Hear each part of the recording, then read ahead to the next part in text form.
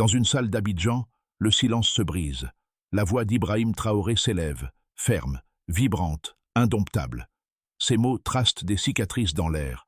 Ils rappellent au peuple qu'on peut tout perdre, sauf la dignité. Alors pourquoi ce cri bouleverse-t-il tant d'âmes africaines? Parce qu'il dit ce que d'autres taisent. Le courage d'un seul homme peut ranimer la foi d'un continent. Et dans ce souffle, entre colère et espérance, commence peut-être le vrai réveil de l'Afrique. Ce que promet Ibrahim Traoré, ce n'est pas une victoire personnelle, mais une révolution de conscience. Il ne vend ni rêve ni slogan. Il exige le retour de la souveraineté réelle, celle que mesurent les actes et non les discours. Son message est simple, presque brutal. Une Afrique qui se tait, se condamne. Dans les rues d'Abidjan, de Ouagadougou ou de Bamako, ces mots trouvent écho. Ils réveillent ce que les années d'aide et de tutelle avaient endormi, la conviction que la dignité se conquiert, non qu'elle se négocie. Mais à cette promesse s'attache un risque immense. Chaque appel à l'unité bouscule des intérêts anciens, dérange les équilibres que d'autres voudraient éternels. Traoré le sait. Dire la vérité, c'est déjà défier les puissants. Et pourtant, derrière la colère apparente, il s'adresse aux consciences, pas aux troupes. Il tend une main, non pour diviser, mais pour rappeler qu'aucune frontière ne justifie l'oubli de soi. C'est là que se joue l'enjeu, réveiller la fierté sans rallumer la haine. Au cœur de ce discours brûlant, un détail a échappé à beaucoup. Quand Ibrahim Traoré évoque la Côte d'Ivoire, il ne parle pas d'un voisin, mais d'un miroir. Ce miroir révèle une Afrique déchirée entre ses ressources abondantes et sa dépendance persistante. En 1960, le continent exportait 8% des matières premières mondiales. Aujourd'hui encore, il en fournit près de 12%, mais sans contrôler ni les prix ni les profits. Cette croissance apparente cache une vérité plus âpre. Les chaînes se sont modernisées, mais la captivité demeure. Là réside la mini-révélation. La colonisation n'a pas disparu. Elle s'est simplement déguisée. Elle s'appelle aujourd'hui coopération, aide, partenariat stratégique. Ces mots-là, prononcés dans les sommets internationaux, bercent les consciences et endorment les nations. Ibrahim Traoré, lui, choisit de les retourner comme des armes. Il montre que la dépendance économique vaut toutes les occupations militaires. Autour de cette vérité, tout un contexte s'éclaire. Depuis 2 décennies, les bases étrangères se multiplient sur le sol africain. Le Sahel, de Gao à Ouagadougou, s'est transformé en laboratoire géopolitique où s'entrelacent sécurité, intérêts miniers et influence médiatique. Pendant ce temps, la jeunesse fuit, les dettes s'accumulent et les élites se disputent des contrats plutôt que des idées. Ce contraste nourrit la colère du capitaine. Un continent si riche qu'il nourrit le monde, mais si dépendant qu'il peine à nourrir ses enfants. Et c'est ici que sa parole change de registre. De la dénonciation, elle passe à l'avertissement. L'ennemi n'est pas celui qui parle une autre langue africaine, dit-il, mais celui qui t'empêche de croire en ta propre force. Ainsi se dessine le véritable décor de cette prise de parole.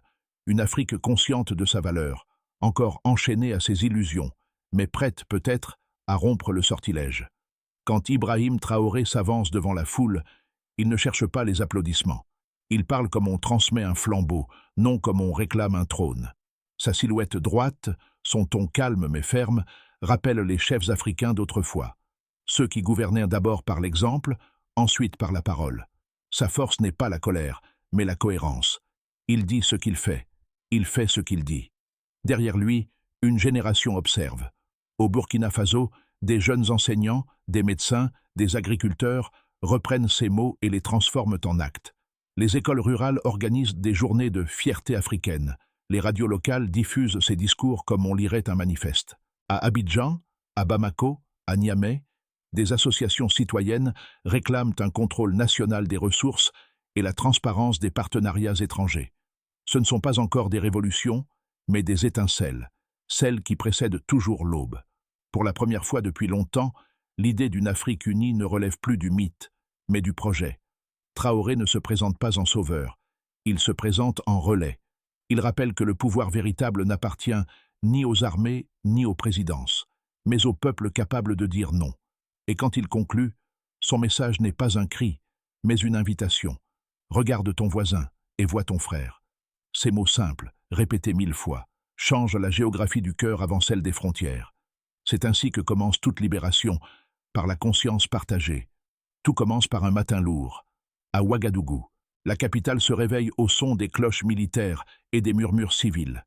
Ibrahim Traoré n'est encore qu'un capitaine, mais déjà, quelque chose bascule. Un vent d'impatience parcourt les rues, un vent que ni les anciens partis ni les conseillers étrangers ne peuvent de contenir. En quelques jours, tout s'accélère. Des drapeaux surgissent au balcon, des slogans envahissent les marchés. L'Afrique aux Africains, notre sol, notre droit. Ce qui semblait une rumeur devient un mouvement. Les soldats rejoignent les enseignants, les femmes se mêlent aux anciens combattants. Le pays entier se parle de nouveau, comme s'il redécouvrait la langue de sa dignité. Les chancelleries occidentales observent, inquiètes. À Paris, à Bruxelles, à Washington, les communiqués s'enchaînent. Appel au calme, préoccupation, risque d'instabilité. Mais à Ouagadougou, ces mots résonnent comme des échos d'un monde ancien. Pour la première fois, les ordres ne viennent plus d'ailleurs. Les décisions se prennent dans la poussière des rues, au rythme des tambours et des chants. Puis vient l'instant décisif, la déclaration sur la souveraineté totale. En direct à la télévision nationale, Ibrahim Traoré parle sans papier, sans notes, sans peur. Il annonce la fin des accords militaires inégaux, la reprise du contrôle minier et surtout l'union avec le Mali et le Niger. Les applaudissements couvrent les fréquences. Des millions d'Africains entendent une phrase qu'ils n'espéraient de plus. Nous n'obéirons plus qu'à notre peuple. La réaction internationale est immédiate. Les sanctions tombent comme des pierres, gel des avoirs, suspension de coopération, fermeture d'ambassades. Mais au lieu d'étouffer la flamme, elles la nourrissent. Des manifestations éclatent à Bamako, Niamey, Conakry, Abidjan. Partout, des voix s'élèvent pour réclamer la même rupture. Dans ce tumulte, Traoré reste immobile, presque stoïque. Ses apparitions se font rares, mesurées. Il sait que chaque mot peut devenir un tournant. Ses discours s'allongent, se densifient. Il cite Sankara, Lumumba, Nkrumah. Il parle d'éducation, de technologie, de souveraineté énergétique. Ses adversaires l'accusent d'utopie, lui répond par des chiffres, hausse des recrutements agricoles, baisse des importations de blé, construction d'usines locales. Et quand la tension atteint son comble, un événement inattendu survient. La création officielle de l'Alliance des États du Sahel. 3 drapeaux, 3 hymnes, une seule promesse. Dans les rues, on danse. Dans les chancelleries, on s'interroge. Ce jour-là, l'histoire change de direction, et le continent découvre qu'un simple capitaine peut réécrire le destin d'une région. Ainsi s'achève la première ligne du récit, celle où la conviction devient mouvement, et où le rêve d'unité cesse d'être un murmure pour devenir un acte politique. La force d'un discours ne réside pas seulement dans sa ferveur, mais dans sa vérification. Et c'est là que Ibrahim Traoré surprend. Il n'avance rien sans fait, sans mesure, sans bilan. Car la souveraineté n'est pas une métaphore, c'est une équation mesurable. Commençons par le premier indicateur, celui de la production nationale. Depuis le redressement des circuits agricoles, la superficie cultivée de blé et de maïs au Burkina Faso a augmenté de 27% en un an. Cette progression n'a rien d'un miracle. Elle résulte d'une politique de réinjection directe des fonds militaires dans les programmes de subsistance.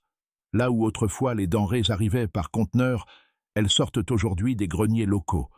L'économie du pays, jadis dépendante de 70% des importations alimentaires, a réduit ce taux à 48%, un recul de 22 points en 12 mois. Passons maintenant au deuxième indicateur, celui de l'énergie.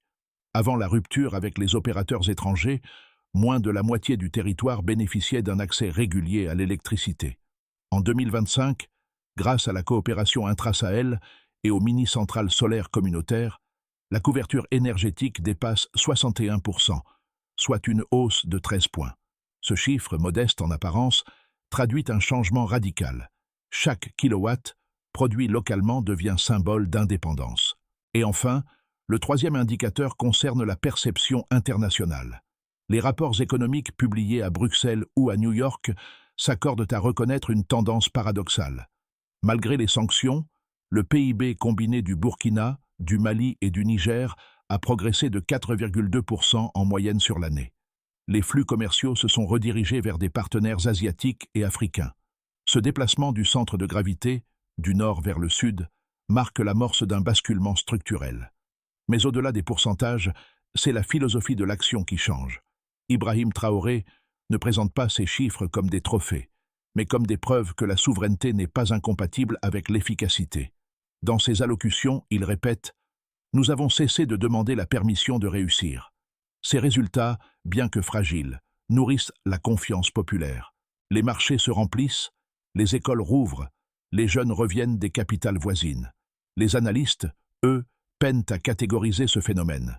Révolution politique, laboratoire économique ou simple sursaut d'orgueil? Pour Traoré, la réponse importe peu.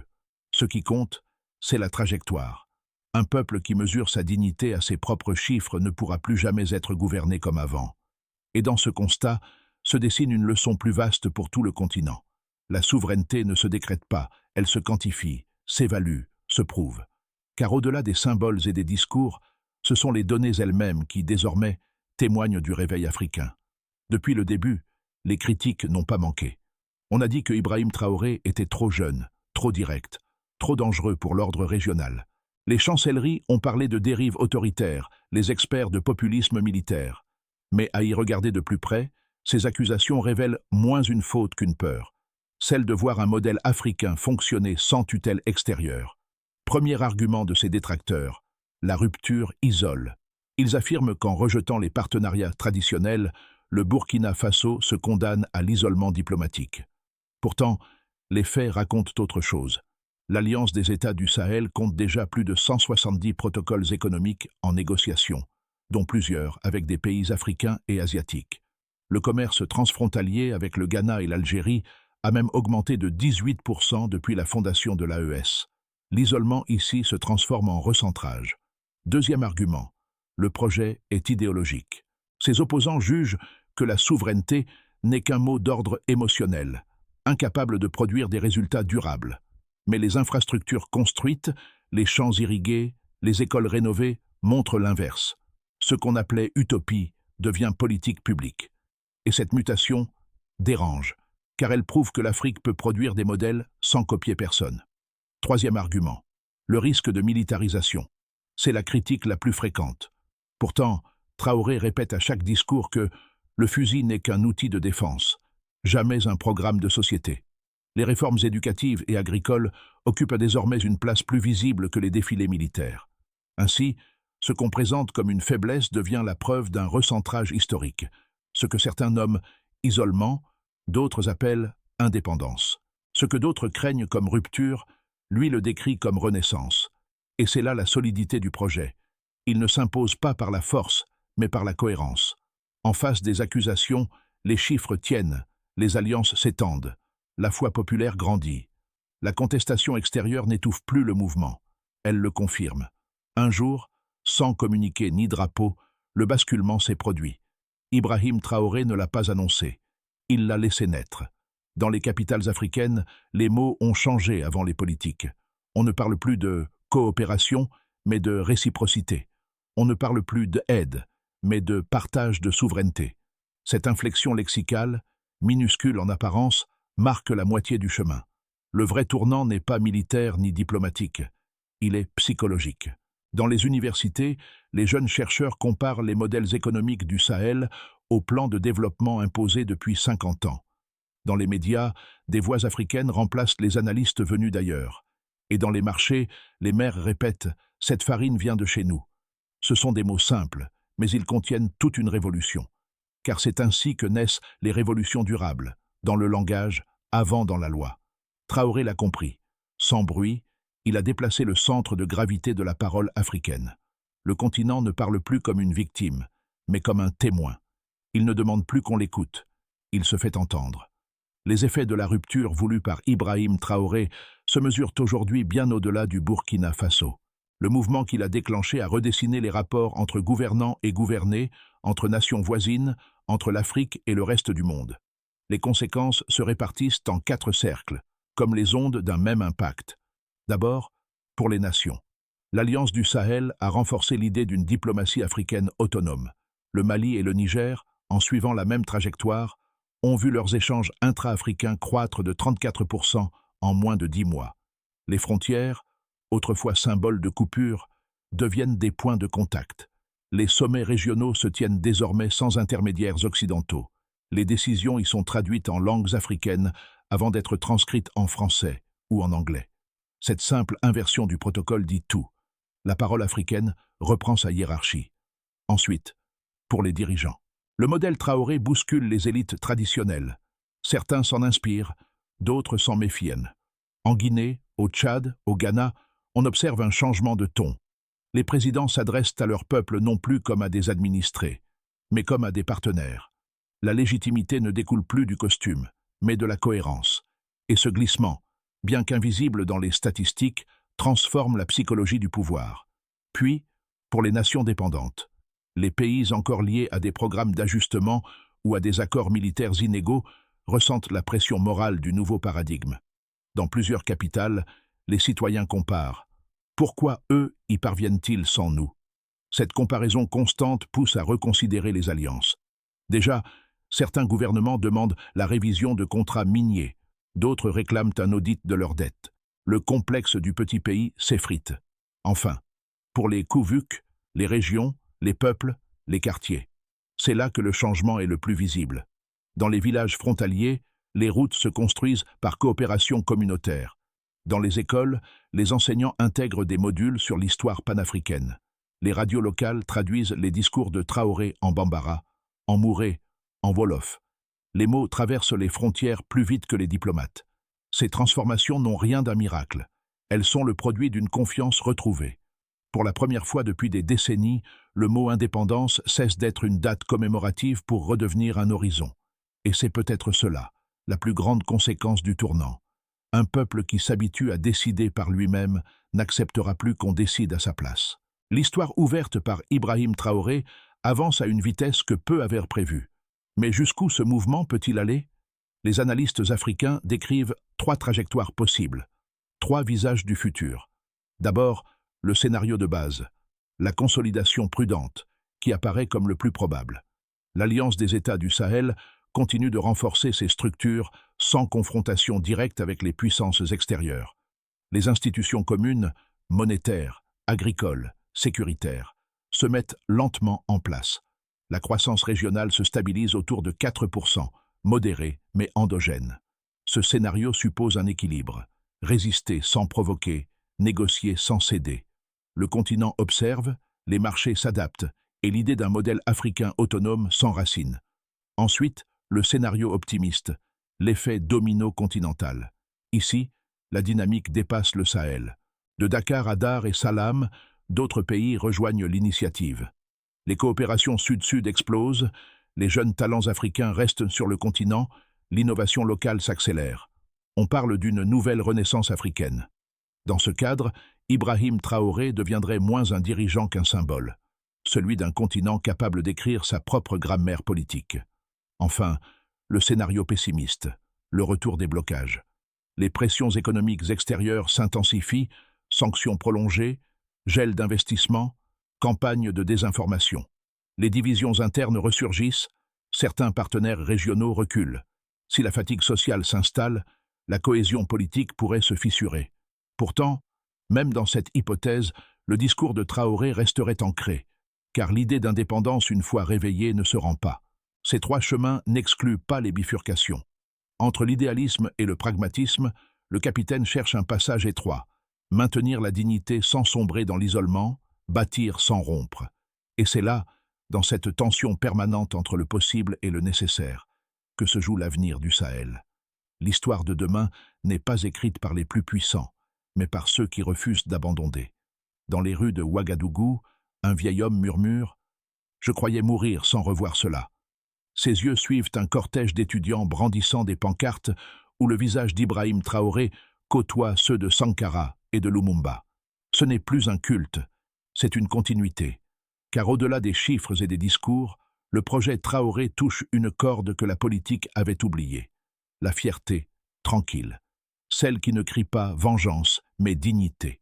Dans les écoles, les professeurs racontent aux enfants que leurs ancêtres n'étaient pas des vaincus, mais des fondateurs. Dans les marchés, les femmes appellent les produits locaux l'or du peuple. Dans les universités, les jeunes débattent du sens du mot souveraineté sans ironie.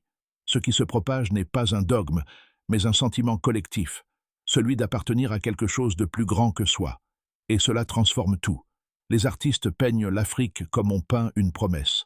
Les musiciens chantent les terres rouges du Sahel. Même les sceptiques reconnaissent que quelque chose a changé, non pas dans les institutions, mais dans les cœurs. Ce renouveau ébranle les habitudes. Il réconcilie les générations. Il lie les villages d'eau capitale.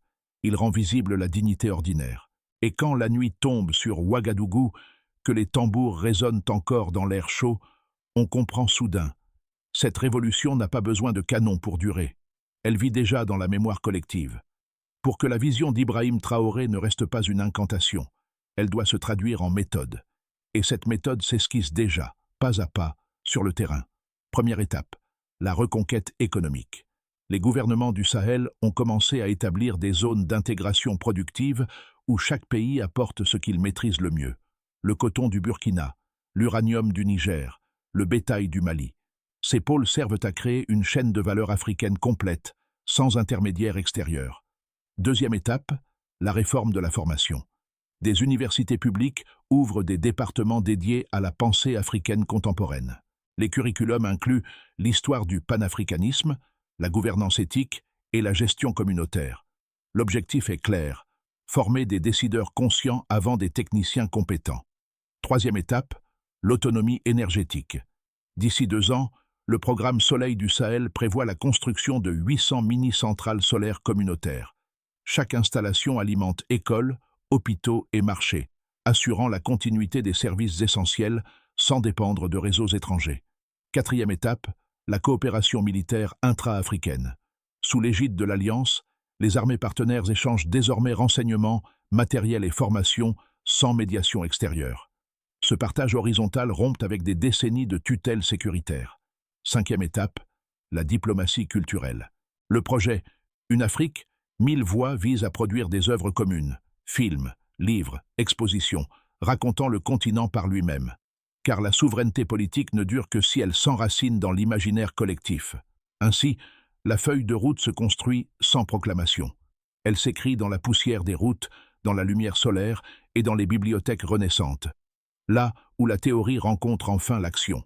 Quand le soir tombe sur Ouagadougou, la lumière se pose sur les visages comme une promesse tenue. Ibrahim Traoré ne parle plus. Il écoute. Autour de lui, des voix résonnent, celles des enfants qui récitent les noms des héros, celles des femmes qui chantent en mouré, celles des anciens qui répètent « Nous avons attendu, maintenant nous bâtissons ». Dans ce moment suspendu, tout semble relié. Le grain de poussière du Sahel et la main qui le soulève, le chant des marchés et le silence des soldats. C'est là que le symbole devient cher. Ce que le capitaine avait lancé comme un cri s'est transformé en souffle collectif. Le Burkina Faso n'est plus seul. Il incarne une idée, celle d'une Afrique qui se regarde enfin sans peur. Le courage ici n'est pas de brandir les armes, mais de rester debout quand le doute revient. Et tandis que la nuit enveloppe la ville, une phrase flotte dans l'air chaud, comme un serment partagé. Nous avons cessé d'espérer, nous commençons à faire. Ainsi s'achève le cercle, du cri à la conscience, du chef à son peuple, d'un homme à un continent.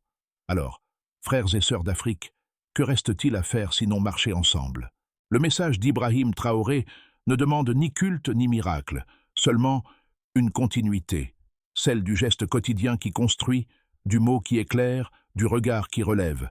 Ce n'est pas un appel à la colère, mais à la clarté, car le véritable combat n'est pas contre un ennemi extérieur, mais contre la résignation intérieure. Le jour où chaque Africain comprendra que sa dignité ne dépend plus d'un drapeau étranger, ce jour-là, le continent deviendra ingouvernable, non par la force, mais par la conscience. Alors, posez-vous cette question. Que puis-je faire, moi, pour que cette renaissance ne soit pas un simple épisode? Parler, enseigner, créer, partager, chaque action compte. L'histoire n'attend pas les parfaits, elle suit ceux qui se lèvent. Et si cette voix du Sahel vous a touché, ne la laissez pas s'éteindre. Faites-la circuler, discutez-la, contredisez-la, mais ne l'oubliez jamais. Car c'est ainsi que naît la vraie liberté, dans la parole qui circule et dans le courage de l'entendre.